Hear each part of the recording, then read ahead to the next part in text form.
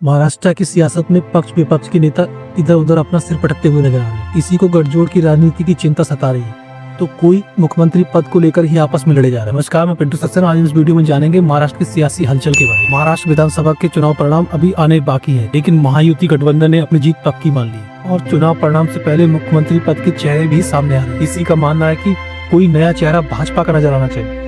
कुछ नेताओं ने अपने होल्डिंग्स तक लगवा दी है, जहां शिवसेना प्रवक्ता कृष्ण हेगड़े का कहना है कि भाजपा चाहे तो अपना चेहरा सामने ला सकते। कहा कि वैसे अगर सबकी सहमति हो तो एकनाथ शिंदे को दोबारा से सीएम बनाया जाना चाहिए। इस बार चुनाव एकनाथ शिंदे के नेतृत्व में ही लड़ा गया था। कहना है कि एकनाथ शिंदे ने पिछले 2.5 साल में काफी अच्छा काम किया। मैं गठबंधन की सभी पार्टियों और महाराष्ट्र के लोगों को एक साथ लेकर चले। ऐसे मुख्यमंत्री पद को लेकर नेताओं के नाम पर मुहर चुनाव परिणाम के बाद लगने। महाराष्ट्र विधानसभा के चुनाव नतीजे 23 नवंबर को सामने आए। शिवसेना प्रवक्ता का अपने मुख्यमंत्री एकनाथ शिंदे को दोबारा से सीएम चुने जाने की उम्मीद के साथ एक नया किस्सा पोस्टर वाला सामने आ रहा है, जिसमें एनसीपी नेता अजीत पवार को सीएम दावेदार के तौर पर दिखाया गया है। पोस्टर बीते शुक्रवार को पुणे में लगाए गए। इसके बाद पूरे प्रदेश में सियासी हलचल तेज हो गई और कुछ विवाद के बाद इन पोस्टरों को बाद में हटा लिया गया। शिवसेना के बाद एनसीपी नेताओं ने कहा कि अजीत पवार ने अच्छा काम किया है। उनका काम बोलता है, जो कहते हैं करके दिखाते। उनके इन्हीं कार्यों के लिए लोग उन्हें पसंद करते हैं। उन्होंने कहा कि अजीत दादा को इस बार मौका मिलना चाहिए, इसी कारण से ये पोस्टर लगाए गए। इससे ये साफ जाहिर होता है कि शिवसेना और एनसीपी के नेता अपने आप को खुद ही मुख्यमंत्री पद का दावेदार घोषित करते नजर आ रहे हैं। ऐसे महाराष्ट्र मुख्यमंत्री पद के लिए निर्णय लेने का काम तीनों पार्टियां मिलकर करें। आपको बता दें कि महायुति गठबंधन में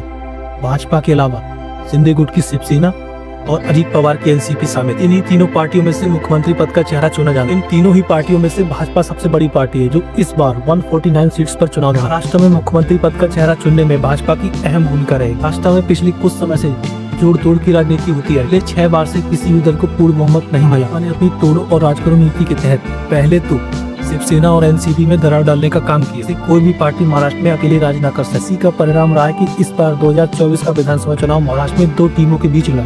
इसमें दूसरी टीम की सबसे बड़ी पार्टी कांग्रेस इस बार 101 सीट्स पर चुनाव लड़ी। इस दूसरी टीम को महाविकास अघाड़ी गठबंधन के नाम से जाना जाता है। महाविकास अघाड़ी दल ने लोकसभा चुनाव में अच्छा प्रदर्शन किया, लेकिन अब इसे अपने अस्तित्व को बचाने की चिंता हो रही है। पार्टी को डर सता रहा है कि कहीं सियासी खेला न हो। ऐसे महाराष्ट्र में पहले शिवसेना के साथ झारखंड समेत महाराष्ट्र में विधायकों की निगरानी के लिए पर्यवेक्षकों की नियुक्ति की। इसको डर है कि कहीं उन्हें बहुमत मिलने के बाद उनके विधायकों को भाजपा के द्वारा लुभाकर सरकार बनाने में बाधा न डाली जाए। इसीलिए इस बार सभी विधायकों को मुंबई में एक जगह इकट्ठा किया जाए। कांग्रेस को यह भी डर सता रहा है कि कहीं महाराष्ट्र में राष्ट्रपति शासन न लागू। कांग्रेस का कहना है कि अगर हम बहुमत पाते हैं और 25 नवम्बर तक सरकार नहीं बना पाते हैं तो प्रदेश में राष्ट्रपति शासन लागू हो सकता है। महाराष्ट्र में तीसरी सियासी हलचल ये देखने को मिल रही है कि विनोद तावड़े ने कांग्रेस को कानूनी नोटिस भेजा है। अघाड़ी के नेता हितेंद्र ठाकुर ने महायुति के नेता विनोद तावड़े पर विरार के होटल में 5 करोड़ रुपए बांटने का आरोप लगा। इसके बाद तावड़े ने राहुल गांधी, मल्लिकार्जुन खड़गे, सुप्रिया श्रीनेत को कानूनी नोटिस भेजकर 24 घंटे के अंदर माफी मांगने की बात कही। तावड़े का कहना है कि अगर 24 घंटे के अंदर माफी नहीं मांगी जाती है तो 100 करोड़ रुपए की मानहानि के दावे का सामना करना पड़ेगा।